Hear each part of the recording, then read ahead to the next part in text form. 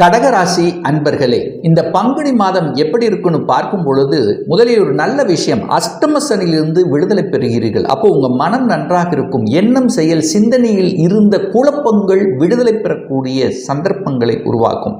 இனிமேல் தொட்டது துளங்கும். அதாவது காரிய தடைகள் எதெல்லாம் இருந்து கொண்டிருந்தது, ஒரு சுறுசுறுப்பு இல்லாமல், ஒரு டல்லாக, ஒரு தன்னம்பிக்கை இல்லாமல் இருந்த உங்களுக்கு இப்ப தன்னம்பிக்கை கிடைக்கக்கூடிய ஒரு அற்புதமான ஒரு காலகட்டம் இந்த பங்குனி மாதம். அப்போ இந்த பங்குனி மாதத்திலிருந்து தொழில் ரீதியில் நீங்கள் எடுக்கக்கூடிய அத்தனை முயற்சிகளும் பலிதமாகும். கடனிலிருந்து விடுதலை பெறப் போகிறீர்கள். ஹெல்த் சார்ந்த விஷயத்திலிருந்து வந்த குறைபாடுகளிலிருந்து விடுதலை பெறப் போகிறீர்கள்.